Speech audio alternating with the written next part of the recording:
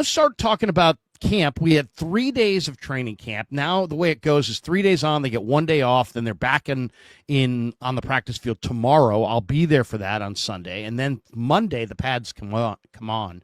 And I've been there for the first 3 days, but Chase, I'll throw it to you. I want to start talking a little bit about wide receivers, but before we do, let me just ask you, just you're one of the best content creators in the country when it comes to the Niners, and don't miss a beat on anything that happens in their sphere. Give me your first 3 day takeaway on what we've seen to start camp off here. Well, I think a really positive development is the development of Mykel Williams and the fact that he looks the part so far in training camp. And I think it's been really cool that he's been mirroring and following Nick Bosa in some of these drills. And I think that's really important for him as a player because Mykel Williams at Georgia had NFL-ready size, the length, the wingspan, the physicality, the power to his game. I think that's going to be translatable as a rookie, but we all know that he needs to progress and get better as a pass rusher. Well, Nick Bosa is one of the most technically sound technicians as far as getting after the quarterback at the pass rusher spot in the NFL. There aren't many better players to learn from for Mykel Williams to get better in that area than Nick Bosa. And the 49ers as a team, as an organization, a social media team, they know this. They've taken advantage of this. They put out some of these clips of Mykel Williams being alongside Nick Bosa, whether they're talking, whether they're doing drills together, and Bosa is watching him. And Mykel Williams is watching Bosa very, very closely to try to pick up anything that he can pick up in order for him to be a better player. I also think you combine all of that with the fact that Chris Kocurek, in my opinion, is one of the top defensive line coaches in the NFL. You have Gus Bradley having a watchful eye on Mykel Williams and these other rookies, in addition to Robert Saleh. San Francisco's success defensively in 2025 hinges on the developments of a lot of these young players as members of this 2025 draft class. And so I think that has been awesome.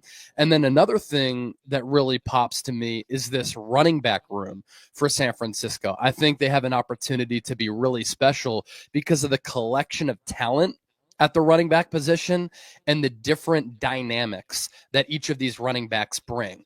And that's especially important because of the question marks at wide receiver. And I know we're going to talk about wide out here in a moment, but you have Christian McCaffrey, who's the elder statesman, offensive player of the year. If he can stay healthy here for a couple more seasons, he could be on a Hall of Fame track. And when healthy, he's one of the most dynamic overall players in football, and he can do everything, right? Then you have Isaac Guerendo in that backfield, who is 220 pounds, who can run a 4.3, who can also catch it out of the backfield as well. And then Jauan Jennings is a player who I really liked at Oregon. Good contact balance. He did not fumble once with the Ducks. He was a pretty good pass protector. We know that Kyle Shanahan and Bobby Turner really valued that. That's why Jordan Mason was in the doghouse, so to speak, because he didn't do some of these little things well. Pass protection, catching the ball out of the backfield. He ran physically, very talented in that way. But I think that Jauan Jennings is a player who can do that and more. And I hope that the Niners can get to a spot where they're able to give him some carries. Then you have Corey Kiner, a UDFA, who was an LSU recruit, went to Cincinnati, and he was one of the most productive backs in college football last year. So to round this out, Mykel Williams and the running backs, those are two of the storylines that have really stood out to me. And as far as a concern that I have, it's going to continue to be this secondary. I know you and I have talked a lot about that. There are some young players who need to take leaps. I really like Upton Stout, the developments that we've seen so far. Jacob Robinson is a UDFA who you can probably speak to as being a player who could maybe fight for this 53-man roster. Robert Saleh had said it's an open competition at the safety spot. Jair Brown struggled last year in year two after I thought he was pretty good as a rookie. He had the interception of Mac Jones yesterday, so that's a good thing. But I just worry about the depth, the overall talent, and the learning curve that we're seeing taking place in the secondary. So those are the storylines that I've been kind of monitoring here so far. And then obviously the Brock Purdy, the George Kittle connection has been alive and well too. Well, for me, it's a couple different areas. I mean, Mykel Williams, I think, has definitely flashed. It's hard to evaluate these non-padded practices when it's tackle football and we're watching we're watching essentially, the flag. We're watching like a flag football game in the middle of, and then trying to say, well, which of these guys is going to make it big when they start hitting? So it's hard to say. But I will say, just from the first 3 days, what stood out to me was on offense, Demarcus Robinson. Demarcus Robinson is a factor. Demarcus Robinson is a really good receiver. I don't know if it's because his name's Robinson and there's a lot of Robinsons and maybe that's a generic name to some people. I'm not sure. I don't know if it's just because he's played in the shadow of Mahomes and Tyreek Hill in Kansas City and then in the shadow of Puka Nacua and Cooper Kupp in L.A. and Matthew Stafford. But I don't think anybody is walking around going, Demarcus Robinson at all. And I don't think anybody even, if you walked up to anybody on the street in any city in the country and said, hey, what do you think of Demarcus Robinson? They would give you blank stares. Nobody has any idea who he is. Nobody has any idea that he's a Niner. Even Niner fans, I think, don't really know anything about Demarcus Robinson. I'm here to tell you right now, I think Demarcus Robinson is going to be the 49ers' number one wide receiver this year. He looks unstoppable. I mean, he's got great ball skills. He's got really good hands. He's not fast. The guy ran 4.59, 4.61. He's not a fast receiver, but he's very, very skilled. He's very tough. He's got great hands. What an addition. This guy's made catches every single practice from all three active quarterbacks on all areas of the field. And he looks good. And like if you told me, is he going to outperform Jacob Cowing and Jordan Watkins? Yep. Is he going to outperform Ricky Pearsall and Jauan Jennings? Yep. Is he going to outperform Brandon Aiyuk later? Yep. I really believe he is. There's nothing about this guy's game that in any way is like fake or, just contrived. He's real. He's real. He had 7 touchdowns last year. Yeah. I mean, if he had played on the Niners, that would have been the leading receiver. And George Kittle only scored 8. So Demarcus Robinson didn't think much of him when they signed him. Wasn't thinking much of him, period. Watching him, it's like, wow, this guy knows how to move when the ball's in the air. He's got everything you're looking for in a receiver. I don't know how they found this guy and how they got him so cheaply, but that is one of the most underrated signings of the offseason, I think, is Demarcus Robinson. So really, to me, that he stood out on the offensive side. And then on the defensive side, once again, the pads aren't on, but, who typically looks good in training camp? It's not typically old guys, and it's not typically rookies. Yeah. It's guys in year 2, guys in year 3, guys who had a cup of coffee in the NFL, had a taste of it, then went back, started working out, started planning, started preparing for the offseason, and now here they are in year 2, year 3, ready to make that significant step up. And for the Niners, this is kind of a large group in the secondary. This group includes Renardo Green, Jair Brown, maybe to a lesser extent Demo Lenore, but I won't throw him in there. But then you've also got Richie Grant, Jason Pinnock, Darrell Luter, all these guys, and then and then even the new guys. I mean, Upton Stout, Jacob Robinson yesterday made a really nice play on the ball to end practice. Canteens flying around. So I'm just saying they've got some young defensive backs that are really showing. Now the first day they didn't make any plays at all. It was just like receivers did anything they wanted. But there was a little bit more pushback on day 2 and then a lot more pushback on day 3. And I think some of those young DBs, I know a lot of people want to rip Jair Brown. He had a nice interception yesterday. He's in great shape, looks terrific. The two new free agent safeties, Grant and Pinnock, are young veterans who look like they're ready to contribute. Luter looks good. Stout looks good. Jacob Robinson. But to me, until he hurt the hamstring yesterday, I thought Renardo Green might have been one of the bright spots of yesterday's practice. He had 2 or 3 PBUs, looked great, and then he pulled his hammy at the end of practice. So, that's going to be an issue, right? Because the Niners lack depth. But I thought overall, that's what stood out. The Niner DBs and Robinson as a receiver. Um, let's get into the receivers a little bit. Let's talk about these guys individually. Why don't we start with Aiyuk? He's the best receiver they have on paper, according to stats and what we've seen in the past. What do you think? What can the Niners expect out of Aiyuk? When can they expect Aiyuk back? I have no idea, and I don't think anybody really knows. I mean, John Lynch said the other day we're nowhere close to having a concrete timeline for when he can make his return to the lineup.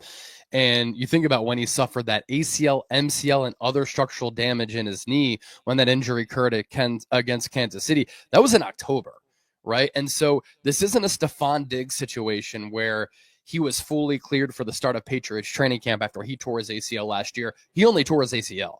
Aiyuk had as bad of a knee injury as you could have had, especially given the circumstances of him just signing that contract after the long hold in, all of the cryptic messages, the little verbal beef with Kyle Shanahan on the practice field, how he started the year, and then for him to get hurt so early in the year, it just sucked all the way around. I think there is a positive element here, though. It's that Aiyuk has been on the field with his wide receivers, chopping it up with Jauan Jennings, and he, in some of these individual route running drills, hasn't run anywhere close to full speed, but he's been running some routes, and I think that that's a positive step in the right direction for him coming back. But I think that he's going to be back probably around the midway portion of the season. I would safely say weeks 7 through 10 is a good target period for him. And what can we expect? I also don't know, because how is he going to hold up given the severity of that knee injury? Because he was a player who had speed, who had change of direction and suddenness to his game. People forget, prior to him getting hurt, he was one of the best, most pristine, most technical route runners in the game. And he had excellent footwork, really good change of direction skills. He was a technician as a route runner. And so if he lost a step there, is that going to hurt what was a previous strength? Because he could beat zone, he could beat man, he would be able to beat some of the top DBs in the game with head fakes, with the route running. And he was so dynamic picking up yards after the catch, not to a level of Deebo Samuel, but underrated because he was playing with Deebo Samuel. And so if the Niners can get a player close to who Aiyuk was in 2023 when he was a second team All-Pro, what a huge boost to this offense. And I kind of look at it in this manner, right? If the Niners are competitive and they're floating around 500 or they're a few games over 500, the addition of Aiyuk could basically be like an NFL trade deadline pickup for the San Francisco 49ers offense once he does come back. And that could be a pretty big lift and boost for this unit. All right, so he's wide receiver one, but we're going to go through this unit. What Ricky Pearsall, probably going to debut tomorrow. Pads come on Monday. He's been working out on a side field. He looks great working out on the side field. I mean, he looks bigger than ever. He looks stronger than ever. He looks explosive. Supposedly him and Cowing and Purdy put in a lot of work in the offseason. What do you think is a reasonable expectation of Ricky Pearsall? He had a very weird rookie year, maybe the weirdest of all time, regardless of position, right? He was shot, and then when he did get in there, he looked terrible for like 5 games. He was running around. He wasn't getting anything done. And then suddenly, the last 2 games of the year, he looked like the player that the Niners envisioned when they drafted him, a guy who's maybe going to be an unstoppable Purdy to Pearsall. Is it ever going to be like, Stafford to Cooper Kupp or Stafford to Puka Nacua, where it's coming, and yet those guys are on the same page to such a level that you can't stop it? Yeah, with Pearsall, 2 hamstring injuries in as many training camps is a little bit worrisome for me. And then Renardo Green goes down with a hamstring injury the other day, and Jacob Cowing, first day of training camp, running against air, he hurts his hamstring. The Niners need to figure something out there. But with Pearsall, I do like the game. A lot of the same attributes that Aiyuk has, Pearsall has. Good footwork, good route running for his size. He plays bigger than his size. He's really tough. He's a willing run blocker. Kyle Shanahan just loves those foundational skills and the effort level from wide receivers. And we know that Shanahan notoriously is very hard on young wide receivers. But with Pearsall last year, I actually think what he did was pretty impressive given the circumstances. He didn't do anything throughout training camp or the preseason because of the shoulder subluxation and the hamstring injury. And then right before the year, you're thinking, okay, maybe he's going to be in the lineup and he can be a factor early in the year. He gets shot. He misses all that time. He comes back. He has the 46-yard pitch and catch against the Buccaneers. That was his first career touchdown, where he showed explosiveness and getaway speed. The high step to beat Antoine Winfield to the pylon on that play. It's one of the top safeties in the game, and Pearsall beat him to the corner of the end zone. That was impressive. Then, as you mentioned, he went on that, 5-game stretch where he did not have a catch, and then he caught fire late in the year. Huge performance against Detroit, contested catch touchdown against Brian Branch, one of the top young DBs in the game, and then he had another really difficult touchdown catch in the regular season finale against Arizona. If I were to tell you that with how much time he missed and everything that happened, with him having no acclimation period really to learn what the NFL game is about, to learn this offense because he was out. If I were to tell you that he had 400 receiving yards last year, I think a lot of people would be surprised. So that came in 11 games, 4 starts, but you have to take that with a grain of salt because he wasn't playing a lot, or at least getting targeted a lot in a lot of those games. And so is it realistic to say that he should have 700 to 800 yards receiving this year? He had 3 touchdowns last year. Can he bump that number up to 6? If Pearsall has 60 catches for 800 yards and 5 or 6 touchdowns, given all of the weapons on this offense, I would look at that as a very productive season. I don't think he's going to pop off for 1,000 yards. I think it's possible, but I think this Niners offense is at its best when Brock Purdy can play point guard, when he can evenly distribute the ball throwing-wise to all of the different weapons. Also factor in that Christian McCaffrey coming out of the backfield is going to occupy a lot of those receiving targets, and a strength of this Niners offense is running it. And so I think that's a realistic expectation, and if Pearsall does that this year, I think that's a really solid year too for him. Now, how about JJ? You know, it was interesting the other day. Eric Branch, 49er beat writer, had a predictions column out that I thought was kind of interesting. And in his predictions column, he predicted that Jauan Jennings, the Niners will rip up his 1-year contract for $7 million plus or whatever, and give him a 3-year, $47.5 million deal with $30 million guaranteed. That, to me, I don't see that happening. But, you know, Branch does. Jennings is not a holdout. He's not a hold-in, so he is participating in practice, which indicates to some people that maybe the Niners have promised him that they're going to take care of him to some degree. The 3 years, $47.5 million. I mean, that seems like they're spending too much on their wide receivers to me. But what do you think? What do you think of Jennings and his decision to not hold out or hold in? And do you think Branch is right? Is he staring at a 3-year, $47.5 million extension here?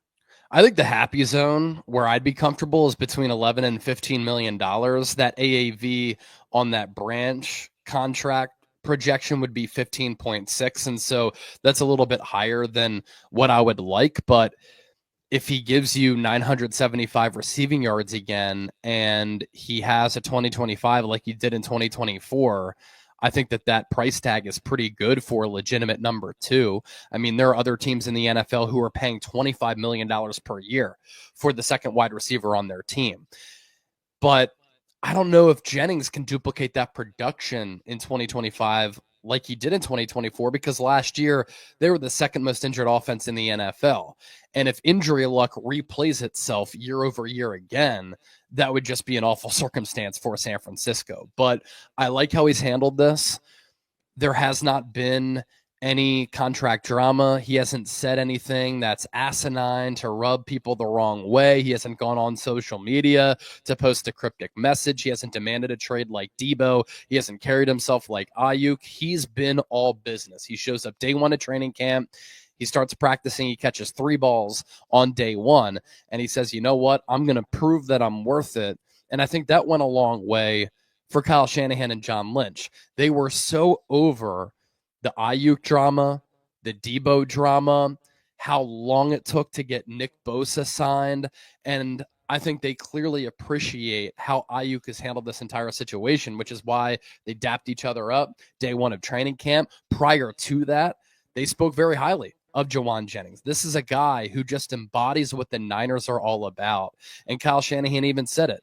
When you handle situations like this, it makes it easier to pay you. And so I think ultimately the Niners will get a deal done. Hopefully it's between 11 and 15 million, because I think that could end up being a really solid contract for San Francisco.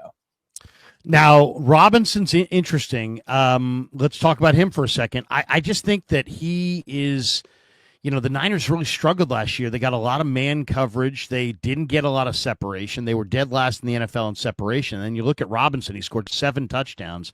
He's a really good man beater, and he's really good in the red zone and on the goal line with all those rub routes and all those little, those short area routes that your positioning is crucial. Every step is vital. He's really great at that, and that's how he scored 7 touchdowns last year. What do you see from Demarcus Robinson as far as do you see what I see as a guy who potentially could be their leading receiver this year?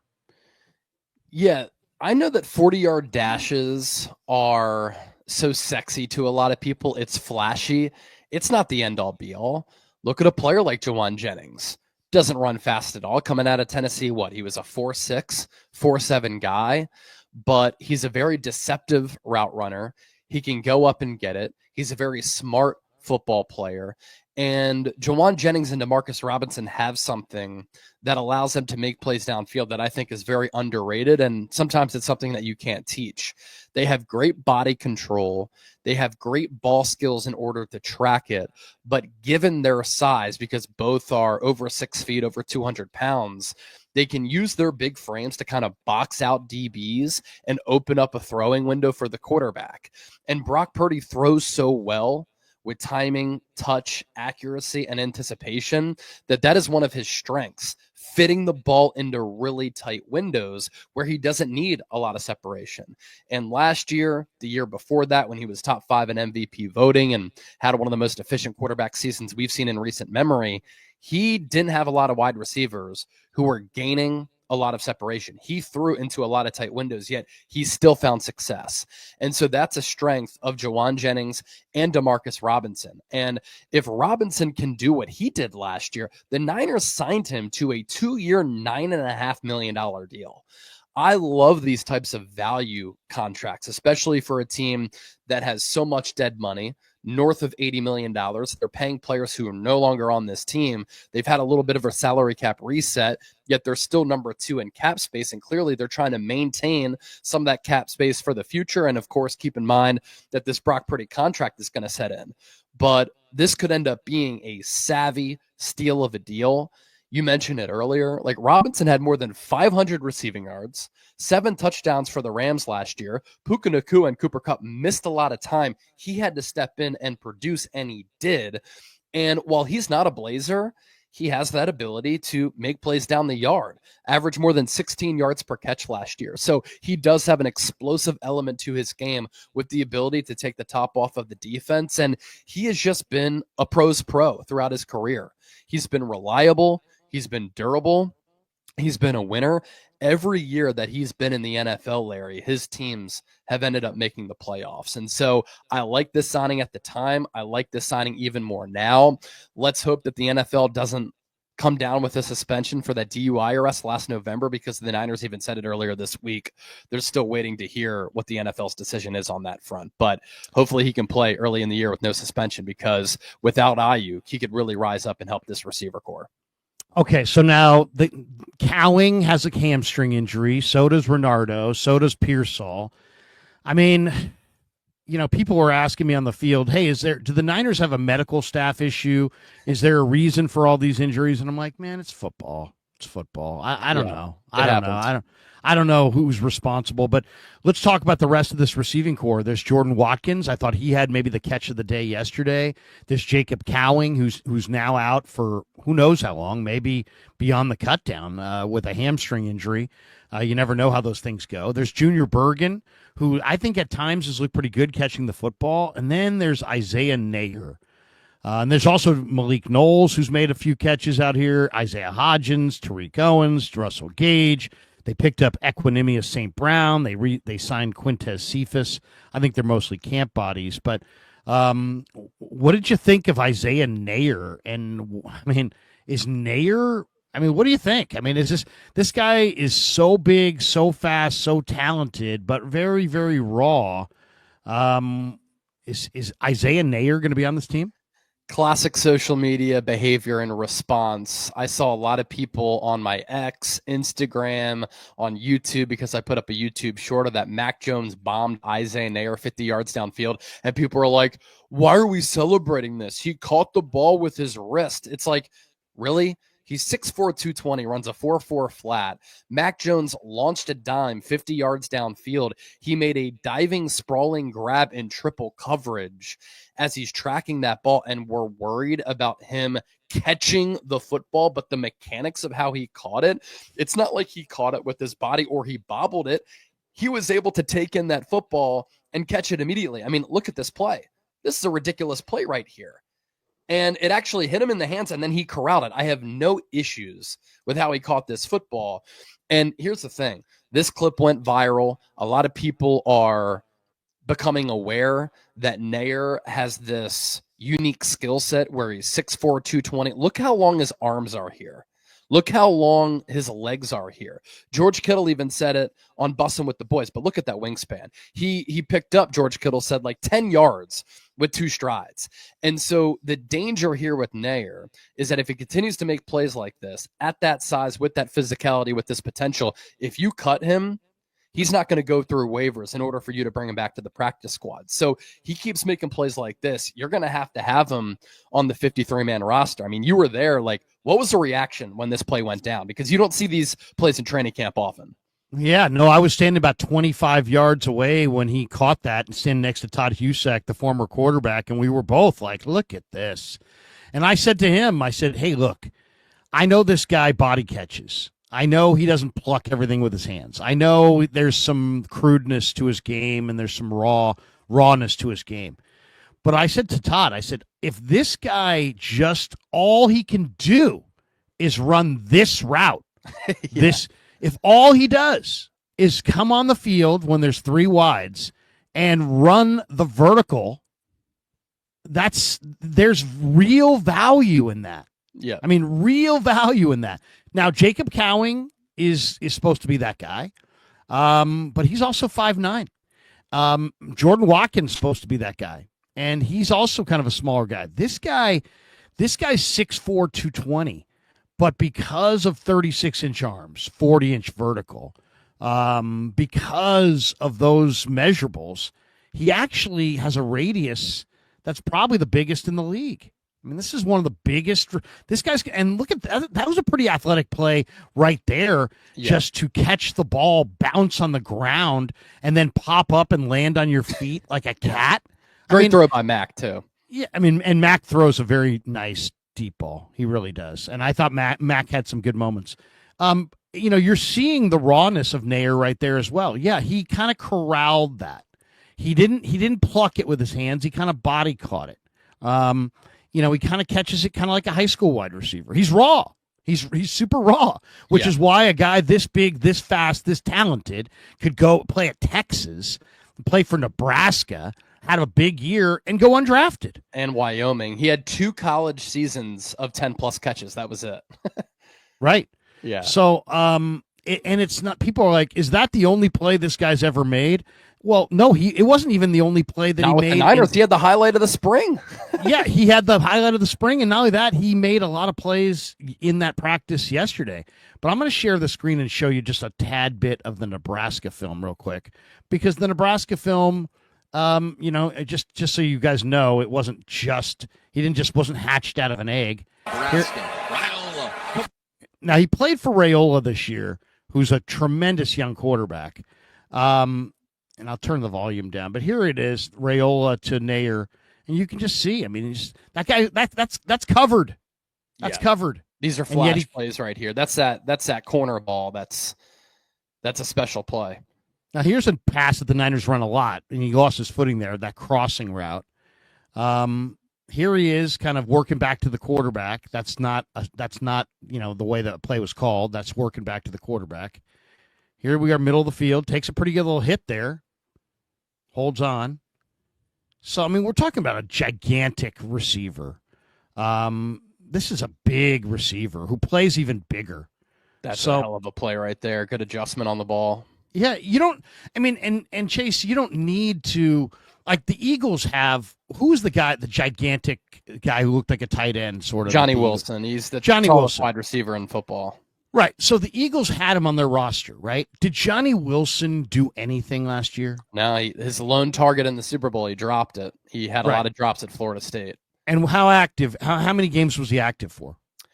Couple? A decent amount, but he wasn't involved in the pass game at all. But they took a chance on him in the draft because of the same reason the Niners are giving opportunities to Isaiah Nair. The thing, too, that stands out to me with what you said as well, like if he just runs that route, Kyle Shanahan's offense involves so many crossers, so many underneath routes. You go vertical, that opens up so much underneath for George Kittle, for Ricky Pearsall, for Christian McCaffrey out of the backfield, because when you have a player who can slip past the defense and get vertical, that second safety is going to have to shade over, right? And so it opens up a lot of real estate underneath, and Brock Purdy's so good in that intermediate area too. You know, by the way, I just did this. He doesn't pluck the ball with his hands. On the reverse here. Yeah. I mean, he's like going like 3/4 speed, but look at the stride. Look at the stride. Look how much ground this guy is eating up with these strides. And you just saw him on that play in the end zone pluck the ball with his hands. So it's not like he can't do it. He just doesn't consistently do it. Yeah. But I mean, as far as just, I'm not telling you guys anything you don't know. You guys all watch football. Take a look at this cat and tell me that there's guys all over the NFL or college football that look like this guy. There aren't. No. There aren't. I mean, is he raw? Yeah. Is he crude? Yeah. Is he going to be would he be more ideally suited for the practice squad? Probably. Yeah. But if you want to have a receiver on your bench and all he's going to do is run off the coverage, look at the balance there. The balance there is ridiculous. That was fantastic. Even this. He lost his footing, maintained his footing, maintained concentration, and then stayed on his feet there. That's freakish. Yeah. That's good. That's really good stuff. I mean, so it's funny. One day is all it took, and all of a sudden I'm reading all these, people's videos, and Isaiah Nair's got a great shot to make the final 53, and it's like, whoa, this guy. It was one day. It was one day at practice. But it goes to show you when you're 6'4", 220 with 4.4 flat speed, with 40-inch vertical, with 36-inch arms, with a massive catch radius, that if you flash, And, if this guy makes even one play in the preseason, like the plays that he's made in OTA and training camp, he won't clear waivers. No. Yeah. Because of the size and the speed. The size and the speed, a team will say, we need to bring him in as part of our player development factory and give him a shot. And this excites me, right? Because you have him at 6'4", 220. He runs 4.4. You have Jordan Watkins, who is one of the most explosive wide receivers in football last year. He, too, is a fellow rookie like Nair is. He runs 4.3. He was the only receiver in college football last year to have 5 catches of 60-plus yards. You have Jacob Cowing, if he can get healthy, who's shorter, but he's shiftier. He can be that gadget guy. He runs 4.4. You have Garendo, who can run 4.3 at running back. We could see a faster offense than we've seen in years past. And we talk about the issues of separating. We talk about the issues of the Niners being a slow, methodical, mundane offense because they also run one of the slowest paces among offenses in the NFL. This can give this offense a lot of juice, and I'm sure Brock Purdy is excited about these developments. By the way, I saw something today on Twitter that, sometimes sometimes you just got to share the screen and be like, what the heck? Okay, this is a new craze to train this way, but this was the guy that I wanted the Niners to draft in the draft, and they didn't go for this guy, obviously, and he went to Denver instead. Look at this. This is Jedi Barron. No, this is fake. This is fake. Yes. All right, I won't show it. I won't show it there. Yeah. Okay. Well, you can show it because it's hilarious, but people are like quote tweeting this. I thought this was Jedi Barron. Yeah, this is not Jade Barron, but I saw somebody else quote tweet this and say, look at Fred Warner and what he's doing to get ready for training camp. This is a person just like climbing up the structure. It's not okay, Jade Barron, it's not Fred Warner. my thought was, first of all, if this is Jedi Barron, he's incredibly strong for a corner. That's a very thick corner. Jedi Barron is probably leaner than this guy. But at the same time, I was thinking to myself, why would any NFL team allow anybody they've invested money in to run up the side of a building with no net? If he trips right here, he's dead. Yes. If he loses his hands right there, he's dead. Yes. You know what I mean? It's like, so. Okay, so not Jedi Barron. I forget what you call like when you're jumping from building to building. Idiocy. What'd you say? Idiocy or running from the authorities, or a term that like people do this like out of passion. I'm sure somebody knows in the chat. But yes, it's not Fred Warner, it's not Jade Barron, but that dude's a freak, that's for sure. Unbelievable. Parkour. Shout out to who said that? Vitamin Peanut Butter and Carla Zone. Yes, parkour. Parkour is what it's called. Is what that term is called? Yes.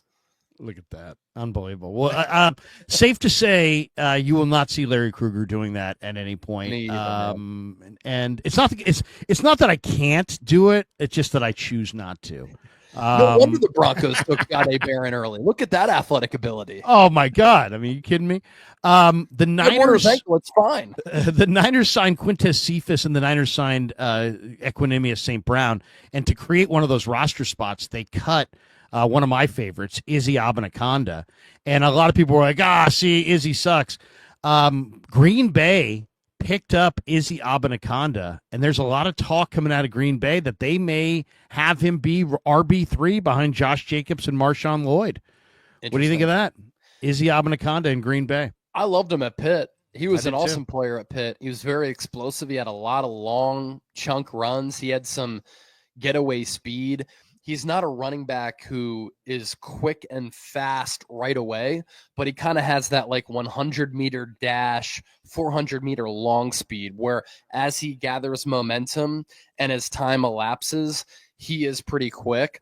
I just think it was a numbers game for the Niners, right? You have Christian McCaffrey, Isaac Guerendo, Jordan James, Patrick Taylor, Corey Kiner. Those are 5 running backs right there who all can make the roster if the Niners go with 5. Plus, they have a fullback in Kyle Juszczyk who, if you're playing the roster numbers game, cutting the team down to 53 players, he kind of counts in that running back room. So I liked Izzy Abanaconda at Pitt. I just don't think there was an opportunity for him on this team.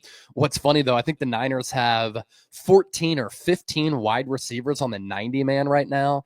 And so they have a lot of players there. Are those players going to step up and be productive? How good are they? We're not sure. Jury is out. But, hopefully Izzy Abanaconda, who didn't work out with the Jets, didn't work out with the Niners, can finally find some footing. Maybe he can under Matt LaFleur, because I did look at him as a good scheme fit for Shanahan. I think he can be a good scheme fit for LaFleur. You know, just looking at the wide receiver core from afar now. So Aiyuk's out, but you still have Pearsall, Jennings, Demarcus Robinson. Jordan Watkins is definitely going to make this team as a 4th-round pick. They're rooting for Cowing to make the team, so that would be 5 receivers right there, even if you don't have Aiyuk. And now you add Junior Berg into the mix, who's actually caught the ball pretty well this week and has looked very solid returning punts, or at least catching punts. He's got great hands. And then you also now have this freak, Isaiah Nair.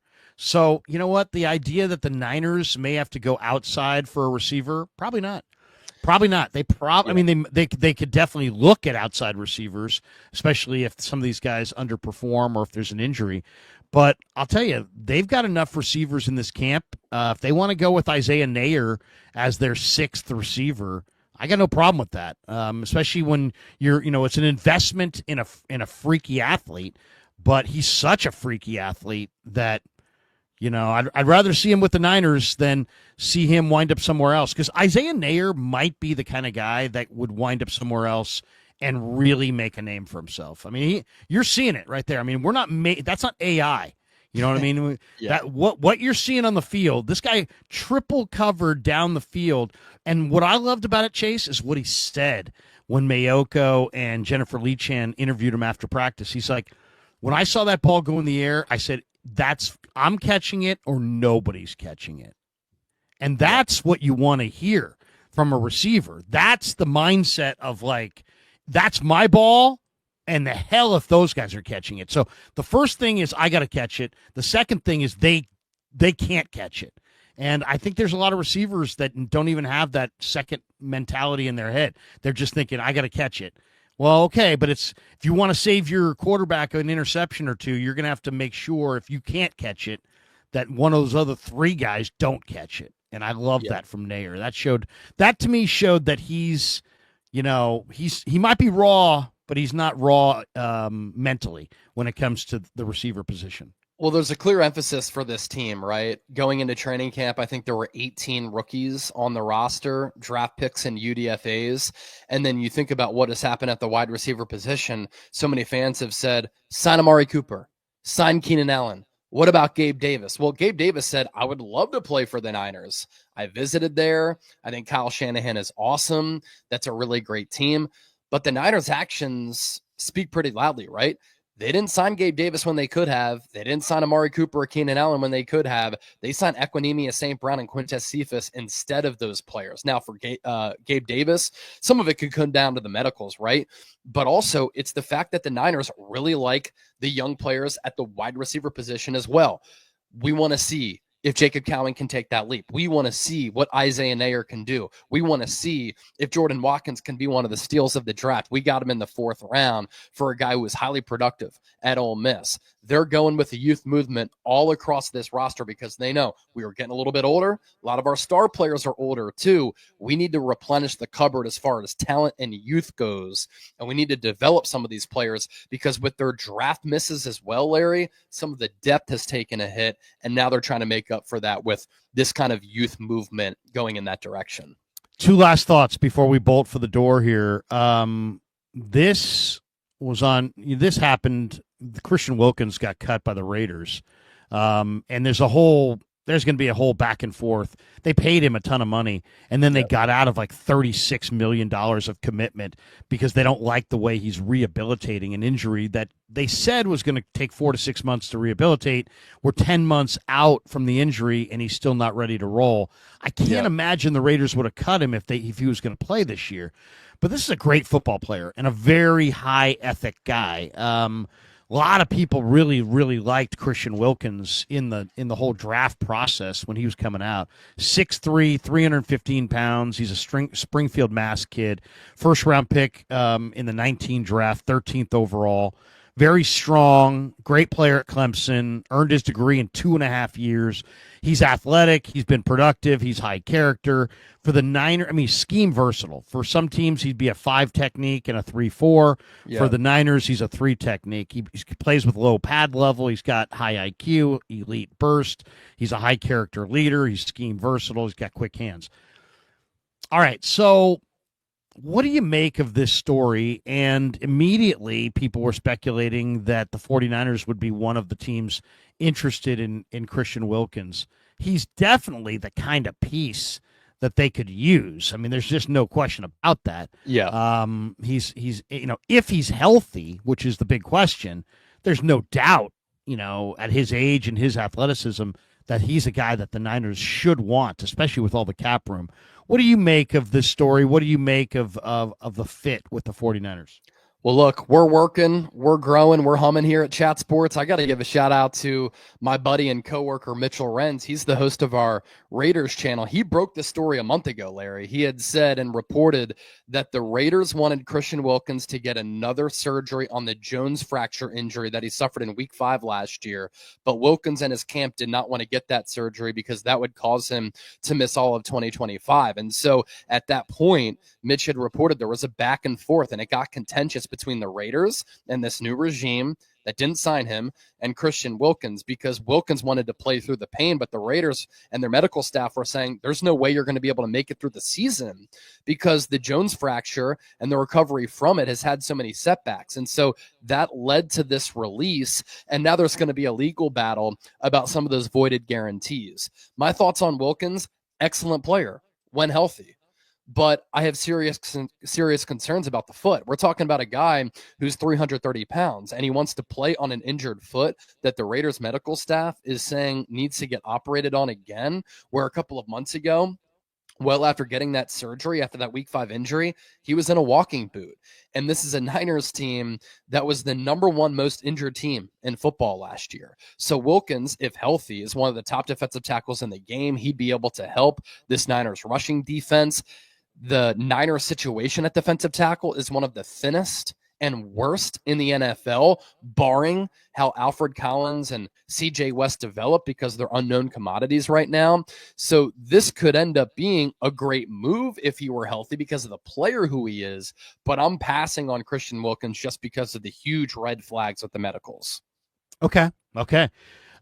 Interesting. There's a lot there, right? I mean, there's an awful lot there. I mean, and the Jones injury is not from what I've heard, is not necessarily an easy thing for a big man who's blood circulation is a huge thing with that. Yeah. So I don't know how easy it will be for him to make that comeback. All right. What is your biggest concern? The first 3 practices are out of the way.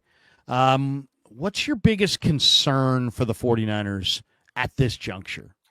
Well, it's always going to be offensive line, so I'm a little bit worried about the offensive line. Who starts at left guard? Is Jake Brendel going to be good enough at center? Is Colton McKivitz going to be good enough at right tackle?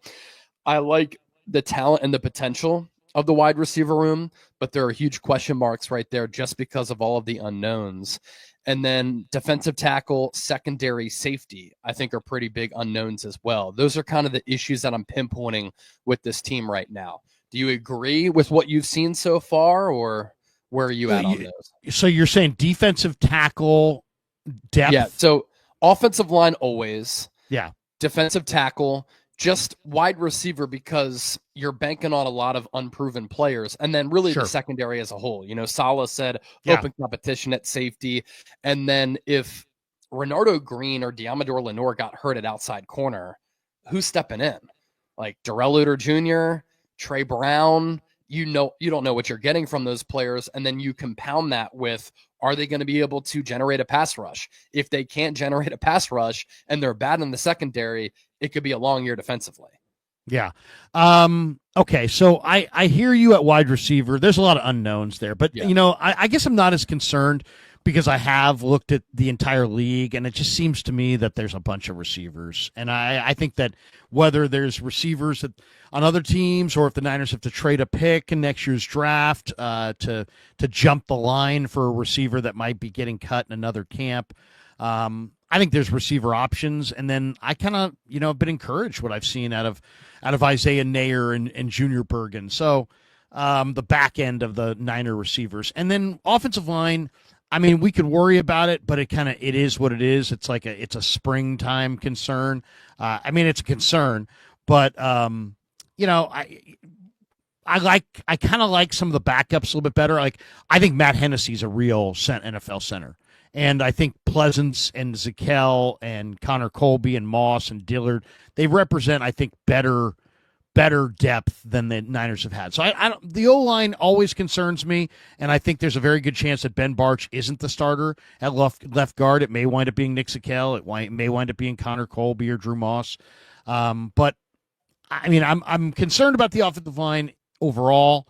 But as far as list of concerns, that's probably further down the line. For me, I'm worried about 2 things: pass rush inside. How good is their pass rush inside? I think Bryce Huff and Bosa and Mikael Williams and some of the guys they have outside, it might be enough. But inside, I'm a little concerned. Collins, Elliott, West, Givens, Kalia, Anderson, Valdez. The best pass rushers are Givens and Kalia, but they're not the best run defenders. It's like, can you get by with pass rushers that can't defend the run? Can you get by with run defenders that don't give you much heat on the quarterback? So I think defensive tackle is a concern. The real bright spot, I think, is linebacker. The real concern for me is corner. And just, do the Niners make the same mistake 3 years in a row? The Isaiah Oliver for over Deshaun Jameson. Last year, it was, Isaac Yiadom and Rock Ya-Sin over Sam Womack. This year, I'm really concerned that it's going to be, the top three corners are Renardo, Upton Stout, and Demo, right? Those are your top three corners. I'm a little concerned that the backup corners, Trey Brown, Saron Neal, and those guys, Chase Lucas, who runs a special teamer, Trey Avery. I'm concerned that the Niners might pick the wrong backup corners. Because, to me, if you said, give me some under-the-radar bright spots in the first 3 days, I'd say it's Darrell Luter and Jacob Robinson. Jacob Robinson is an interesting corner from BYU. He's not big. He's 5'10", 181 pounds, but he ran 4.36 at the combine, and he looks really good on the practice field. And Luter has been getting out to the field first. You can kind of tell he is really hell-bent on making the team. If they wind up cutting, a good young corner again like Luter, or a good young corner like Canteen or Jacob Robinson, to keep a special teamer or a backup, a career backup like Saron Neal or something, I think that's going to be a bad decision. I think they're going to need all of their coverage corners, and I hope the Jacob Robinsons and the Luters of the world make it on this roster without getting lopped off for special teamers who might be, they may have a few more dollars committed to them. What do you think? Yeah, no, I'm with you. And I know you and I have gone back and forth about this over time. Like, it just makes more sense, especially given the Niners' direction and their actions and what they've done, to just go with youth players over veterans who have a ceiling. If these young players have potential to grow, develop, improve, and become really good players, it doesn't make sense to go with a lesser veteran just because it's the safer play and they have more experience. And Darrell Luter Jr. going into a big year. We're talking about a big corner who can run really well, who's long and physical. Let's see what he can do. I'm glad that he is taking onus on the fact that it is a big year for him, and he's taking it seriously, and he's the first guy out there. He needs to take that leap. The Niners used a pretty good draft pick on him, and so let's see if he can play. Jacob Robinson, let's see if he can play. And so I'm with you. Like, don't cut young players with ability just to keep these veterans on the team. Rock Ya-Sin, like, what did he do for you last year? Was it worth it? In hindsight, not at all. No. Yeah. Last question for you. You're covering the Eagles camp as well, and the Eagles might be the Niners' number one competition. They're the defending Super Bowl champions, and if the Niners want to go to the Super Bowl, I think it's reasonable to say the road goes through the link. How have the Eagles looked? What are the stories coming out of Eagles camp? Who's looking great? Who's looking terrible? What's the talk? Jalen Hurts has been awesome all throughout the offseason, spring, and in the summer. He's completed over 90% of his passes in all of the practice sessions. I know J.J. Watt said the training camp stats are ridiculous and don't matter, but roster decisions and roster battles are determined on what players do in training camp. And I think the saying, practice how you play, is totally apt, right? And so Hurts has been really good. He's had another new offensive coordinator come in. He's had multiple of them since coming into the league in 2020. And so I think that he's handled that pretty well. He's had a really good training camp so far. The Eagles offense, I don't really have any concerns about it. Like, they returned 10 of 11 starters for a team that won the Super Bowl last year, and they're still young on that side of the ball. On defense, though, some pass rush question marks because they lost Brandon Graham, Josh Sweat, and Milton Williams. So They're banking on some young players to take a leap. Jahad Campbell, their first-round pick at 31 overall, got some first-team reps at off-ball linebacker alongside Zach Bond. And so that second linebacker spot is up for grabs. Who's going to start opposite of Quinyon Mitchell at outside corner, and who's going to start at the other safety spot next to Reed Blankenship. So on defense, they have coaching continuity, unlike offense, but there's a lot of changes, and they're replacing more than 4,000 snaps lost from a team that was the number one overall defense in the NFL last year. So it could be a little bit bumpy early on because of all of the positions that are up for grabs throughout training camp. But you have Vic Fangio coaching that unit, and so that could help some of those young players come along. How much did you enjoy Shane Gillis at the ESPYs? Did you see his I loved it. His tush push. Yeah, I loved it. I hope that the tush push breakdown. I hope that wokeness in sports is over. I think comedy is an art form that should never be limited or censored because it's comedy. If you don't like it, you don't have to laugh and you don't have to watch. But Shane Gillis is a comedian in my generation who might be the most popular comedian right now among people in my age group. And I thought some of his lines were absolutely hilarious. I mean, the whole tush push thing. And then he sat down next to Sirianni and he's like, is this your idea? Yeah, and then he kind of spoofed Sirianni, and you could see Sirianni knew that he was kind of screwing with him, and that four-time All-Star Brittany Hicks is here. Everybody give her a round of applause. Everybody claps. Just kidding. That's my best friend's girl. Like, she's not a WNBA player. What I loved was all these Sarah Spain idiots the next day just losing their mind that he's ripping the WNBA. It's like, sorry, sister, it's a joke. Again, have a sense of comedy humor. is an art form, man. Like, if you don't like it, you don't have to laugh, you don't have to watch, but there are a lot of people who find that stuff funny. And again, it's comedy. That's the point. It was awesome. It was awesome.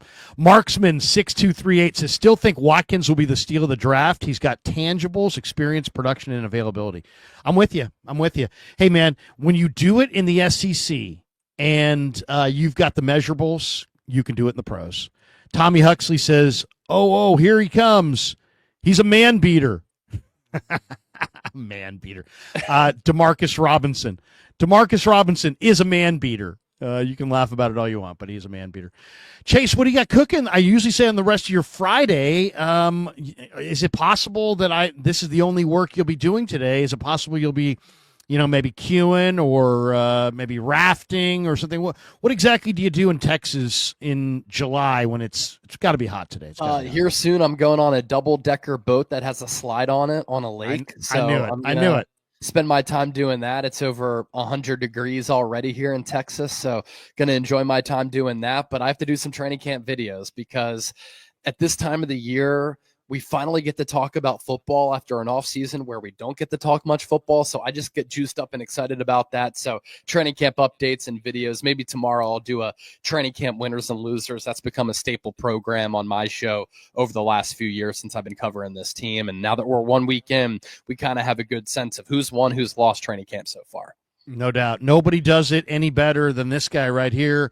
Hit like and subscribe. Hit like and subscribe on both channels. Thanks to Chase. Thanks to all of you. Thanks to Sharp Corners. Thanks to Pig and a Pickle. Thanks to our good friends at Claw Daddy Arcades. Once again, I should tell everybody, follow me on YouTube and follow Claw Daddy Arcades on Instagram. And if you do in the next week, you're automatically entered into a drawing to win the free Patrick Willis signed jersey, courtesy of Claw Daddy Arcades. For Chase, I'm Larry. Have a great day, everybody. Hope everybody enjoys their Saturday. I'm back in training camp tomorrow. We'll do some videos later on today. I think I'm going to take in little Giants Mets in the Cambiar Luxury Suite tonight. Good series. Yeah, so watch a little Giants baseball tonight at the Yard. So if you see me out there, say hi. Other than that, I'm back on the grind tomorrow for camp. Monday, the pads come on. That's when stuff gets real. For Chase, I'm Larry. Have a great day, everybody. Peace.